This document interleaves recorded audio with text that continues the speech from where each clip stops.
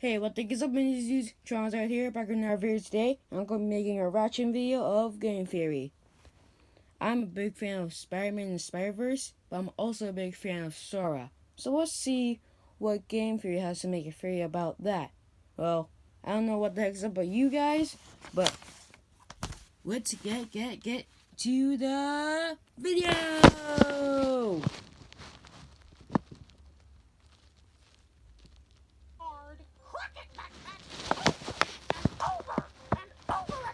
No, not that. Anything but that. No!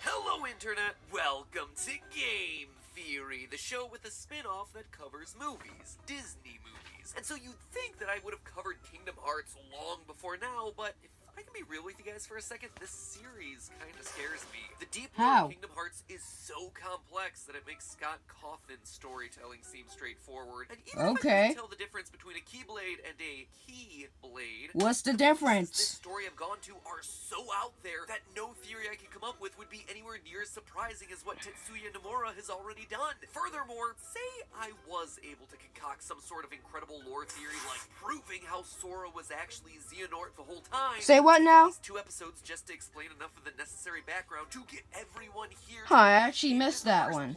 Anyway, the straight talk here is that this is a series that I really enjoy, and it's something anime face for a long time. And with the release of Kingdom Hearts 3, or is it 2.9?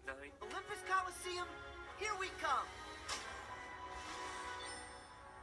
God, whatever. I finally have a theory on this game that literally anyone can appreciate. No backstory required. Because buried in the code of Kingdom Hearts 3 are the fragments of a hidden level. And today, I'm gonna explore the lost stage that Disney didn't want us to see. Say now, for those what? of you who've never played the game, let me quickly catch you up. We play as Sora, who's torn apart from his best friends Riku and Kairi when a mysterious darkness swallows up their island home.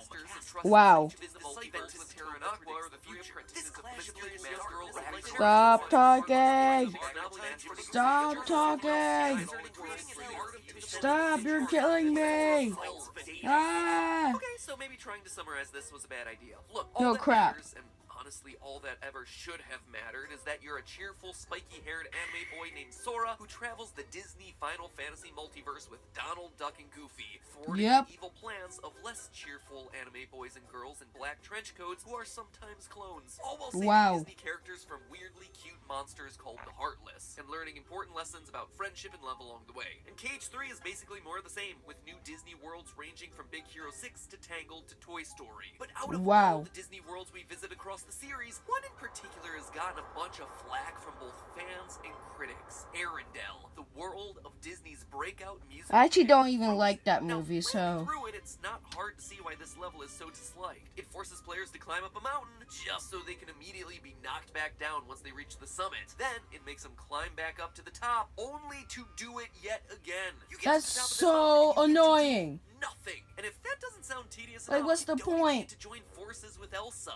or Kristoff, or any of the film's actual heroes. Instead, the only Frozen character that actually joins your party is Marshmallow, Elsa's golem, who only really shows up at the end of the level for the final boss fight. In a game series that's used its Disney properties really well in the past, it is a massive disappointment to see such an iconic Disney franchise used so poorly. But I don't think that this was ever the game developer's intent. No, it's my theory that a different Frozen level existed, but got cut from the game at the last minute, resulting in the boring, repetitive, cobbled-together mess of Arendelle that we eventually play through in the final version of the game. Wow. It's not me just blowing smoke. I think we can piece together what that level looked and played like using clues left in the game from that initial design. Today, we are piecing together the incredible Frozen level that the game devs tried to give us, but that Disney axed before the game's final release. Our first clue that this isn't the level the developers intended is in how different it... Well, that's so shocking. He always makes people shocked. Well, not really, but... Let's get in his theory. Arendelle feels relative to all the other levels in the game. Heck, relative to the other levels in the entire series. Kingdom Hearts 3 makes a point of connecting the story of every other world directly into Sora's character arc, letting the Disney characters influence him just as much as he influences them. Hercules Wow. teaches him how to get back up after a defeat and believe in himself again. Meeting Woody Okay. and hearing about Andy's love of them reaffirms the faith he has in his own friends. Even Corona, Huh, that reminds me of closely something. follows the plot of the Tangled movie, draws parallels between Sora's first adventures off of Destiny Islands and Rapunzel's first exposure to the outside world. But Arendelle, Wow. the characters barely interact with Frozen's cast or plot, except to bluntly restate what the audience just watched in a cutscene. That was Elsa? She was different. And a lot happier, too. And don't even get me started on the songs. 3 huge Disney musicals made it into Kingdom Hearts 3, but Frozen is the only one to feature a full CGI recreation of one of its iconic musical numbers. Let it go, if you couldn't guess. Of course it is. Musical numbers before. I still have vivid war flashbacks to that Little Mermaid stage. But Wait, it's what? never That been actually like this. existed? It also includes a fragment of Do You Want to Build a Snowman, but for some reason Anna talks over it the entire time. It's almost like the team Wow. was contractually obligated to include these songs, but couldn't find a way to organically work them in. The whole thing reeks of a creative conflict between the games team and the Disney Frozen brand team. But to me, the strangest bit, and the one that really set off my theorist senses to want to look Ooh, at this in the Spider-Man first place, is theory. Arendelle's villain Hans, who is Ah, never screw you. You introduced, suck. never speaks. Heck, we never even really get to see his face. Oh, now That's I look ugly. Elsa. But who's that guy? Oh no. Darkness? That is literally his first appearance 2/3 of the way through the level. The next time we see him is here. And now he's passed out, and now he's a portal. Now he's an ice wolf. Wait, Now what the I'm heck? confused. Now you, like me, might at first think that this is all the result of Disney forcing Square to include their most successful animated musical into the game. But Tetsuya Nomura has gone on record to say that that was not the case. Quote, "Usually when we think about making a game, we choose from works already available to the public. However, for Frozen, when we were selecting the worlds, Disney showed us the preview before it was finished, and we liked it enough to continue the discussion to include it in the game. We decided on the inclusion before the movie was premiered, so we were lucky that it was a huge success." And Frozen was Okay. already planned for the game when it was announced at E3 2013, before anyone knew what a success the film would be, which suggests Wow. that Nomura had more reason to include Frozen in the game than sheer marketability. It suggests that he had a legitimate story to tell with it. So what happened? Well, in Yeah, I an wanna interview know with that. Gamer, Nomura mentions that one of the biggest differences in working on Kingdom Hearts 3 is that many of the teams who made the films they adapted for the game are still around, which meant that his team was getting feedback from more people and had tighter guidelines to follow in regards to what they could and couldn't do. And according Okay. to Nomura, Frozen had the most guidelines of any world, which makes sense. It is Disney's biggest animated franchise outside of Pixar. And Wow. as we just learned, they were gearing up to tease the sequel right around the time of Kingdom Hearts' release. It's likely they didn't want to risk anything that might spoil audiences' perception of these characters or the Frozen brand. Either motivation would explain the world's overly rigid adherence to the plot of the first film and the jarring inclusion of all those hit musical numbers. But that leaves us with a bigger question here. If that isn't the story that Tetsuya Nomura wanted to tell, then Wow. what is? Lucky for us, I think there are some remnants of the world's original story left in the game. And by piecing together those anomalies, I think we can form a picture of what was lost to Disney's meddling. Okay. Hans, the villain of the level, who again doesn't speak. There's one other notable Disney character who conspicuously shows up without uttering a single line in this game, Phil from Hercules. But for Phil, there's a good reason for it. Ichiro Nagai, Phil's Japanese voice actor, died back in 2014, and Square chose not to No. cast him as a show of respect. That's sad.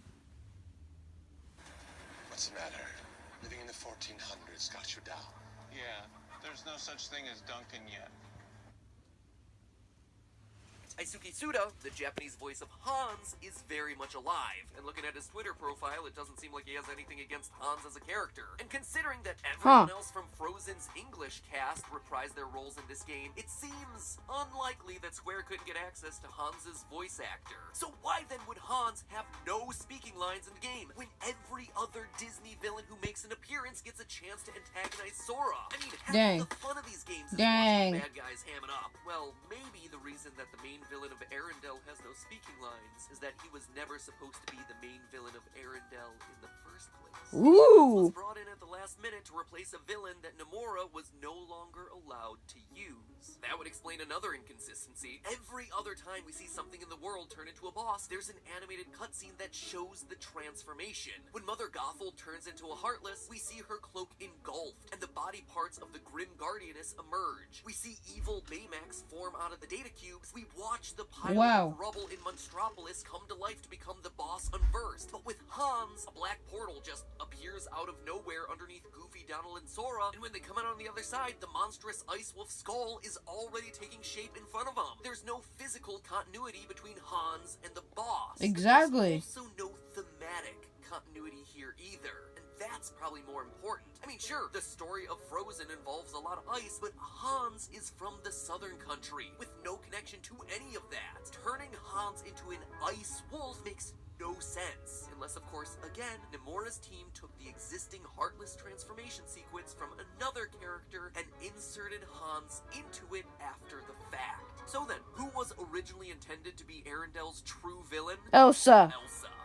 Her ice powers would make a fun boss fight on their own, and they give her a much clearer connection to the design of an ice-powered, heartless boss. But more importantly, Elsa as the villain works thematically. Early on in the stage, Organization 13 member Larxene A says wolf? this. Seriously? Okay, I'll admit, Elsa is a person of interest to us.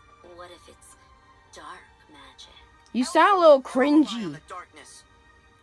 Actually, it's still too early to call.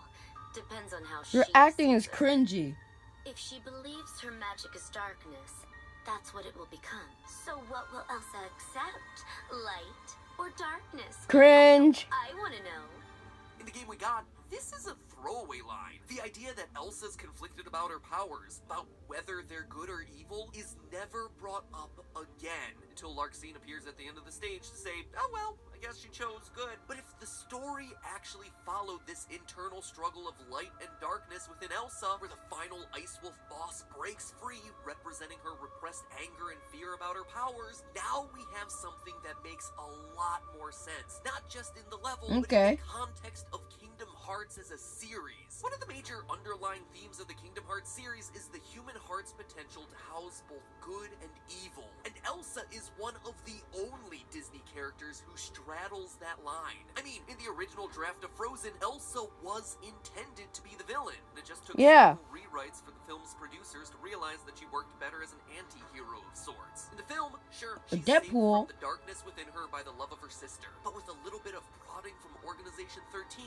it would totally make sense for her character to fall into despair and take on the villainous role that she always had the potential to fill, with Sora, Donald, and Goofy having to fight to save her from that darkness so she can be the hero she was always meant to be. It also totally makes sense why Disney and the creative team behind Frozen would shut down that idea. Elsa is one of their most popular characters and a role model for I don't like her. She sucks. There is a ton of potential controversy in portraying her as a bad guy, but it's also not just the boss that starts to make a lot more sense with Elsa as the villain. It's also the level design. The ice labyrinth that Larxene traps you in at the start of Arendelle's story is the biggest anomaly in this world, which might as well be the single most out-of-place thing in a Kingdom Hearts game, period. I'm not saying a lot because this game also expects us to play Puzzle Bobble with Winnie the Pooh.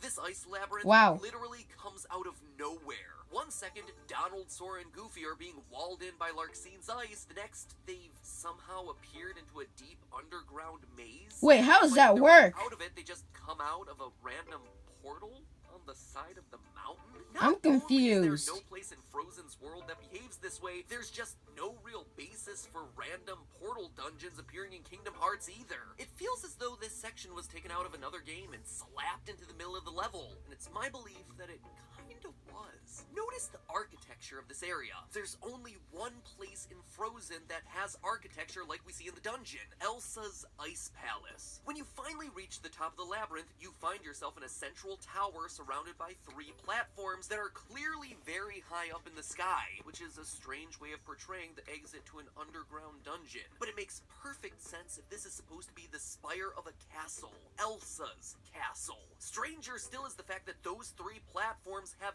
nothing on them. One path leads to an empty room full of enemies, while the other leads to a random pile of rocks with a hidden Mickey emblem. The design of this area screams that there's supposed to be something significant up here, but it's really just nothing. Empty rooms and an exit. There are obvious signs that this area is either unfinished or that something, like a boss fight, was taken out of it. But the clincher here is that if you can stomach climbing all the way back up the mountain a 3rd time, you'll see that the interior of Elsa's castle appears on the map. But when you actually try to approach it, an invisible wall blocks your way. It's exactly what would happen if, at one point, the castle was supposed to be an explorable area, but was instead scrapped and used elsewhere, like say an out-of-nowhere ice dungeon. Building a level like this takes a lot of time and money, so if Disney truly axed this whole storyline, Nomura's team would have had to scramble to repurpose as much of the work that they've done as possible to find a way to fit it into the final game. That is the only way to make sense of these otherwise baffling bits of level design. Speaking of baffling level design, the final section of the level involves hiding behind cover to avoid being blown back by the raging winds of a blizzard. It's an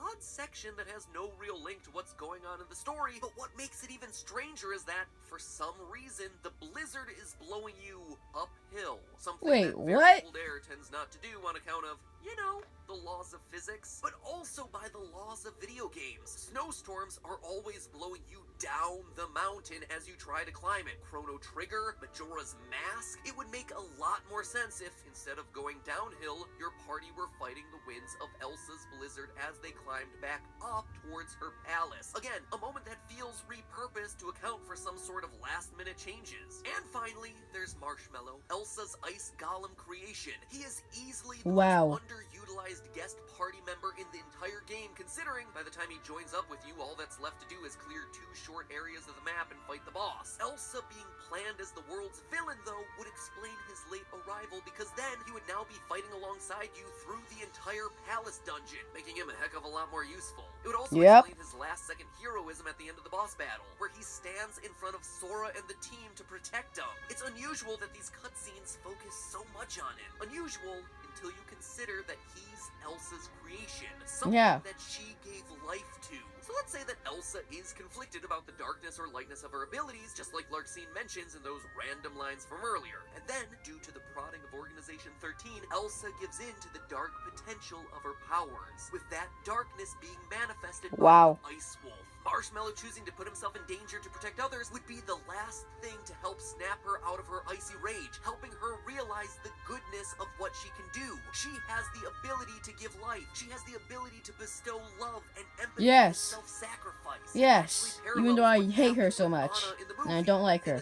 Puts themselves in harm's way for the safety of others, causing Elsa to come to her senses, tame the wolf, and finally accept her powers as a force for good. The end. Level over. Let's puzzle bobble with Winnie the Pooh. Based on the tangling threads left in, the dialogue, the level design, the themes, and the story beats, it seems like all the pieces were in place for a much more solid version of Arendelle. Instead, what we got was a cobbled together confusing mess, most likely due to the meddling of brand management teams. And isn't that the ironic twist here? That in Disney's presumed quest to protect the brand, they actually do more harm to it than good, tarnishing it, attaching it to something that could have told a cool story, but instead just looks sloppy. Sometimes it's best not to meddle. But hey, that's just a theory. A game theory. Thanks for watching. And now You're welcome. There is to know about the Frozen level that Disney censored, check out my prediction theory on what exactly Frozen 2 is all about. Feel pretty confident that we've cracked this little nut. So impress your friends with the foreknowledge of what Disney's biggest animated sequel is going to be all about. That link is right here, and it is brand new. Help complete that Frozen watch session. Give me those retention minutes. Remember, just by watching, you're helping me in the algorithm. Okay. That sounds fair enough. There's no better. Well, that's it for this video. Make sure you guys leave a like, subscribe, comment down below what you think about this video. And that being said, Charizard out!